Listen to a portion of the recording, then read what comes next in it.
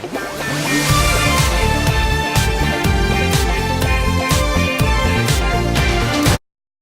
guys, welcome back to the channel. So I decided today I'd do another what if video since you guys seemed to like the last one and saw a lot of awesome suggestions out there. So credit to Banana Bread for this idea, but anyways, this idea is what if Zane never found the Destiny's Bounty? So I'm going to explain multiple scenarios of how the series would be different if Zane never found the bounty. So believe it or not, Zane not finding the bounty in episode 2 would actually greatly affect the way that Ninjago seasons played out. Obviously, the ninja would never find the bounty. This means that they'd still be homeless for a little bit longer than they were due to the loss of the monastery, but it's likely that the ninja would quickly recover, either rebuilding the monastery or finding a new home. Either way, I think it's safe to say they'd find a new home quickly. In episode 3, the ninja used the bounty to escape from the Fangpire. However, it is possible that they could escape with the golden weapon vehicles and Ed and Edna's car. Throughout the next few episodes, the ninja used the bounty to get to various locations. I'd assume that the ninja would use their vehicles to navigate, but it would definitely take a lot longer, so not having the bounty, it just slows things down. But things get interesting in episodes 12 and 13. At the beginning of episode 13, the ninja used the bounty to escape the Devourer, then the bounty is then destroyed. They could probably use the Samurai Mech and Jay's Stormfighter instead to fly away, but that's kind of complicated. They'd probably all cram in maybe.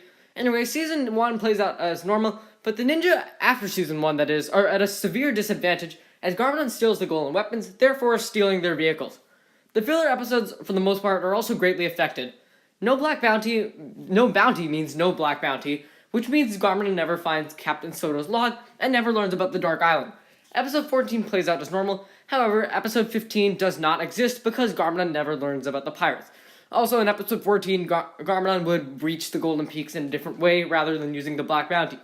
Episode 16 also doesn't exist due to Garmadon never acquiring the ninja's gi due to him not having the black bounty.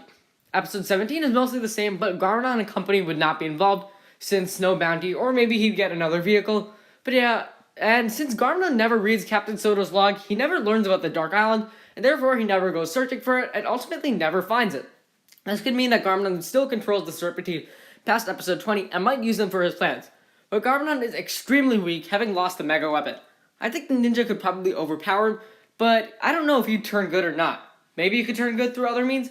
Not sure, but either way, Season 3 does not exist since the Overlord is never freed from the Dark Island. Zane never dies, so it's possible Season 4 doesn't exist, but not probable. Chen is Chen, of course, and he's the guy who stole the pink gi somehow, so he could have other means of luring the ninja to his island. Season 4 plays out as normal, but things then get complicated. The Destiny's Bounty 2.0 is never built, and, well, it's probably never built since the ninja never knew about the bounty. And if Garmadon did not turn good and sacrifice himself, then the Anaconda frauds aren't stopped. So we'll take a look at both scenarios.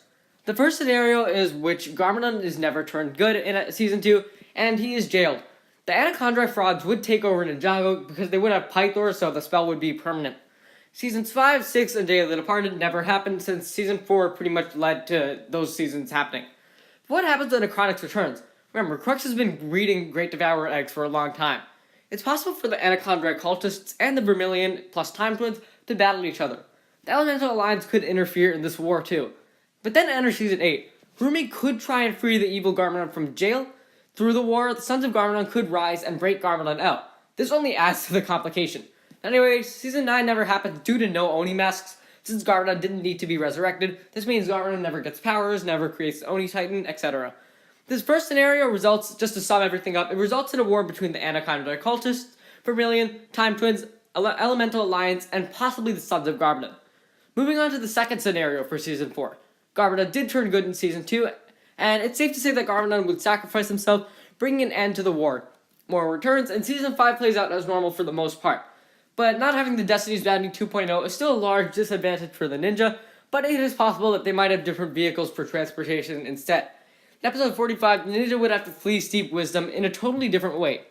Furthermore, Wu, Misako, Ronin, and Nia would probably not be at the Wailing Alps in episode 49, meaning the ninja's escape at the end of episode 50 would be entirely different. The season still plays out as normal, however, meaning Garmadon dies. Season 6 does too, since the bounty was barely used in that season. Day of the Departed in Season 7 should also play out normally, since the bounty wasn't a large factor in these seasons either. Of course, any scenes involving the bounty would be different, but the overall plot would still be the same. And again, Ninja would probably be using other vehicles to travel. Enter Season 8. Without the bounty, the Ninja vs. Samurai X fight would have most likely happened somewhere else, it probably would have still happened.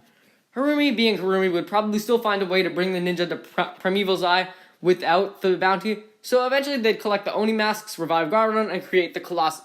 This is where things get very different. The ninja teleport to the first realm when the bounty is destroyed. So yeah, Season 9 would be greatly affected, since the bounty never exists, and the Colossus probably wouldn't have gotten into an area where it could kill the ninja. Instead of Season 9 having 2 storylines, the ninja would all be Ninjago fighting Garmadon's rule. The bounty was never present in Season 9, so nothing more other than there being no first round plot is affected. The ninjas still defeat Garmadon, but the Oni are still coming. So yeah, that's pretty much it. This was quite a lot, Never having the bounty actually affects a lot more than you would think, and of course there are many different scenarios and stuff. But if I got anything wrong or I said anything incorrect, be sure to tell me in the comments below, and you can share your own thoughts of what would have happened if Zane never found the bounty down in the comments below. So thanks for watching, guys. If you enjoyed, be sure to leave a like, subscribe, and share your thoughts in the comments below. I will see you next time.